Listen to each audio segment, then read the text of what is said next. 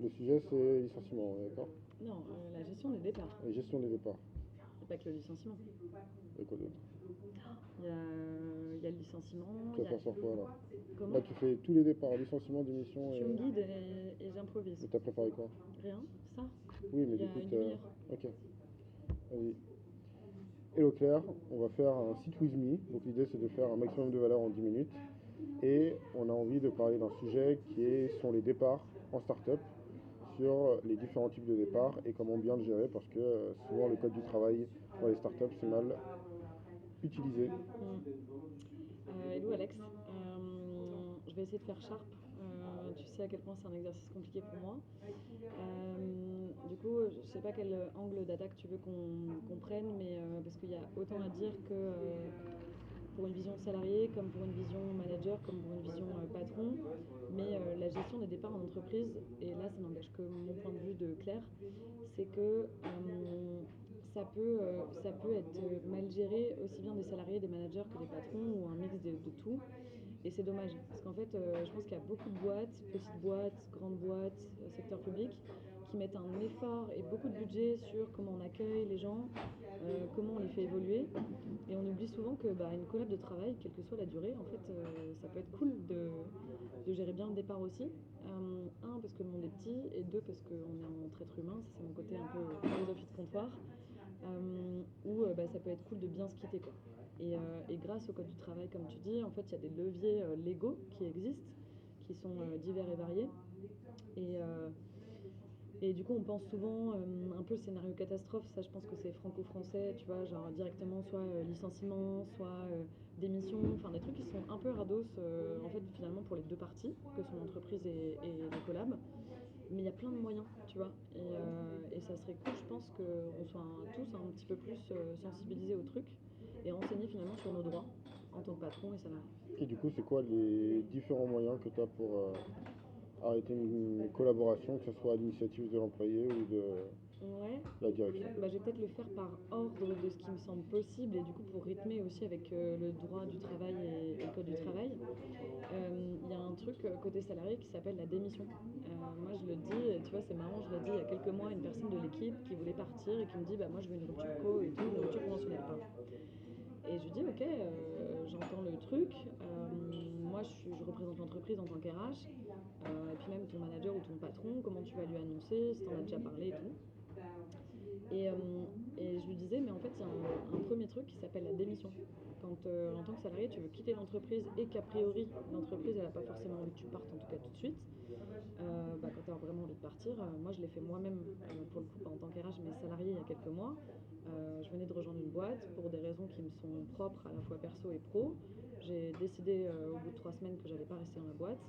J'aurais pu demander à ma boss de me faire une rupture de période d'essai à l'initiative de l'employeur. Parce que, sauf à ce que les dernières lois sur lesquelles je ne suis pas forcément à jour, parce que tu le sais, niveau chômage, ça a changé il n'y a pas longtemps. Et une rupture de période d'essai à l'initiative de l'employeur, ça permet logiquement, sous certaines conditions à mettre à jour avec le code du travail et ce qui est accessible à tout le monde sur Internet, sur le site du ministère du Travail, c'est que ça te permet a priori de garder le chômage en tant que Ok. salarié. Moi, j'ai fait le choix de ne pas le faire pour plein de raisons qui me regardent. Et du coup, j'ai posé ma dème. Et je suis allée pendant cet été-là, j'ai fait une coupure avec mon poste de RH et il fallait que je paye mes factures comme tout le monde. Donc je suis allée faire un boulot de serveuse en restauration et c'était très cool. Du coup, il y a ce premier levier qui est la démission. Ensuite, tu as effectivement ce qu'on appelle la rupture conventionnelle et je préfère même l'appeler, comme elle s'appelle aussi, la rupture à l'amiable. Parce que le mot amiable, je trouve qu'il fait tout son sens. C'est qu'en fait, en gros, partie entreprise et partie salarié, on se parle pour se mettre d'accord sur les conditions de départ. Donc ça, pareil, c'est des informations. Tu vois, moi j'ai plein de potes qui ont ces dernières années voulu négocier des ruptures co, donc des ruptures à l'amiable, des ruptures conventionnelles, qui n'étaient pas au courant, qui a un simulateur sur Internet qui est proposé par le ministère du Travail, qui te permet en tant que salarié, tu rentres tes 12 derniers mois en montant brut de salaire, avec ton ancienneté dans l'entreprise et ça te simule le montant théorique que l'entreprise doit te laisser dans le cadre de la rupture conventionnelle en tant qu'indemnité de rupture conventionnelle et donc ça te calcule le montant minimal. L'avantage d'une rupture conventionnelle, c'est qu'elle permet aux deux parties, entreprise et salariés de se dire, ok, comment on se quitte? Est-ce qu'on se quitte à telle date? Est-ce que les conditions, c'est je reste plus longtemps, je reste moins longtemps que le minimum? Tu vois, une rupture conventionnelle, quand elle commence, quand tu as fait la première étape, c'est-à-dire signer le CERFA de rupture conventionnelle, grosso modo, tu comptes 45 jours. Je tire un peu les traits exprès pour faire plus large que pas assez. Tu comptes 45 jours avant de pouvoir partir au plus tôt. Mais après, tu vois, j'ai des potes et moi-même, j'ai négocié des ruptures co et finalement, je suis restée 3 mois dans l'entreprise en plus que le minimum que je devais rester parce qu'on s'était mis d'accord avec la boîte. Ça, c'est le premier levier que tu peux négocier en tant qu'entreprise et salarié. Tu as aussi le levier financier, parce qu'on n'est pas des mères Teresa, donc la thune, ça compte. Donc tu as ce minimum d'indemnité qui t'est dû avec ton ancienneté et fonction des salaires que tu as eu sur les 12 derniers mois avant que soit actée ta rupture conventionnelle. Et ce montant-là, tu peux le négocier aussi. Prime inclus ou pas? Alors oui, c'est une bonne question, Alex.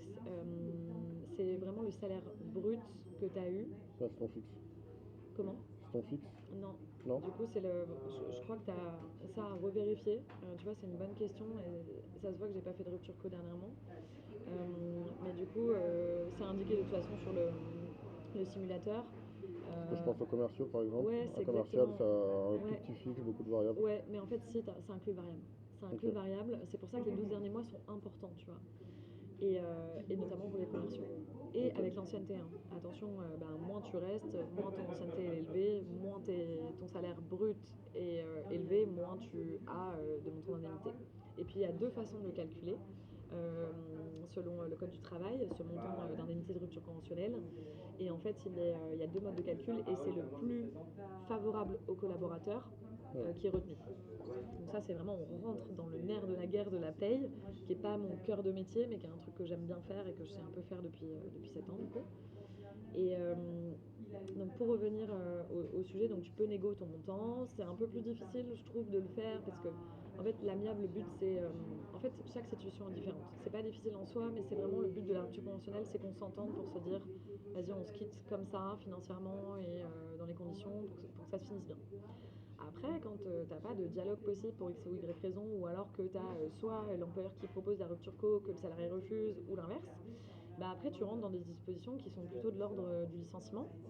Et tu as différentes typologies de licenciement. Hein. Tu as un par grade, tu as licenciement pour faute simple, qui peut être de différents motifs, qui peut être de l'insuffisance professionnelle, qui est en tant qu'RH, pour l'avoir déjà géré une seule fois, le licenciement le plus difficile à prouver, parce que l'insuffisance professionnelle, il faut vraiment un dossier béton, tu vois, pour dire en gros le mec ou la nana qu'on a embauché fait vraiment pas le taf, et genre on a fait notre best effort côté entreprise, RH, manager et salarié pour que ça fonctionne bien. Pour autant ça existe malheureusement, et tu as aussi en faute simple, tu peux avoir aussi du comportement. Et puis après tu rentres dans des niveaux de licenciement qui sont plus importants, qui sont la faute grave et la faute lourde. J'espère que j'oublie rien, mais grosso modo, je crois que j'ai les grandes lignes.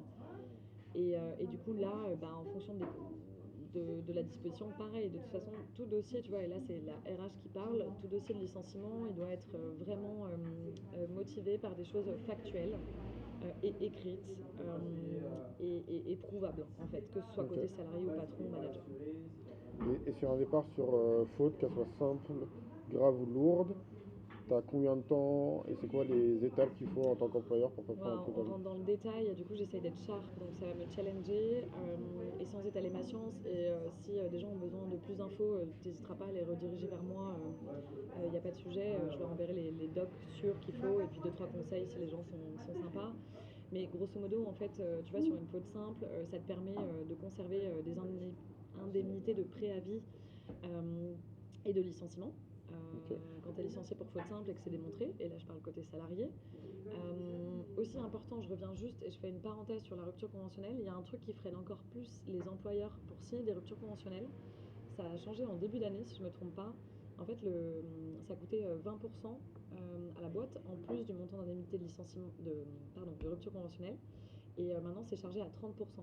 Donc les boîtes qui étaient déjà frileuses pour faire des ruptures conventionnelles, comme elles sont chargées maintenant sur cette somme-là à 30% versus 20% il y a encore 6 mois, c'est encore plus dur dans certains contextes de négocier une rupture co. Voilà. Ok. Je sais pas si je suis claire sur la notion de chargé, c'est en gros ce que ça coûte à l'entreprise, quoi. Ouais, grosso modo, si j'ai une indemnité de départ à 3 000 euros, l'entreprise elle débourse 4 000.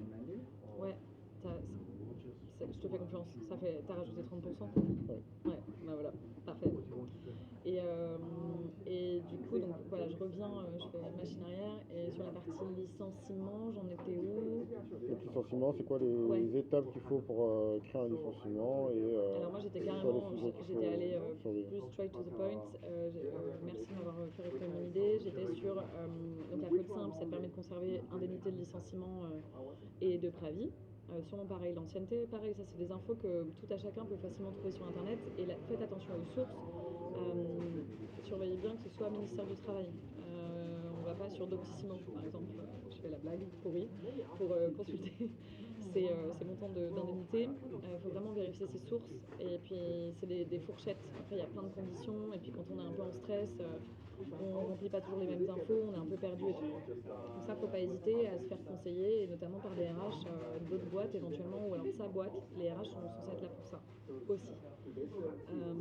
Et du coup, pour la partie licenciement pour faute grave, par exemple, en tant que salarié, tu es privé d'indemnité de préavis et d'indemnité de licenciement. Donc ce qui est assez sec et dur à vivre en tant que salarié, pour l'avoir moi-même vécu. Pour la faute lourde, je crois que tu es privé aussi des indemnités, et je me demande si ça challenge même pas ton droit au chômage. Mais je suis pas sûre. Parce que lourde, c'est genre un salarié qui a cassé la gueule à son patron, tu vois. Ok. Faut pas taper les patrons. Jamais taper les patrons. En fait, faut jamais taper personne. Et il n'y a pas de bons patrons ni de bons salariés, il n'y a pas de mauvais salariés ni de mauvais patrons, selon moi. Il y a juste des gens qui doivent bosser ensemble à un temps donné, qui ont des enjeux individuels, qui sont par définition évolutifs, avec des enjeux collectifs, qui sont par définition évolutifs aussi. Et dans un monde qui est le nôtre, dans une société où on fait ce qu'on peut, et puis on a tous nos enjeux, quoi. Super clair. Et du coup, sur les jalons. Sur les jalons, en licenciement. termes de timing, je sais pas où on en est, on est déjà à 12 minutes, et en vrai je vais pas les avoir en tête Ok. ce soir parce que ma journée a été productive. Mais pour autant, pareil, ça vraiment, s'il y a des personnes qui sont intéressées et qui sont sympas, tu me les rediriges et puis on verra Donc pour si se elles sont dégager pas au plus sympas. tôt. Si elles sont pas sympas avec les autres humains, franchement, je pense qu'elles auront pas envie de me contacter déjà. J'espère. Je sais pas. Donc ça, je filtre pas. Juste des gens polis alors, qui disent bonjour. Je filtre pas. Je comprends. Accès à l'info à tout le monde.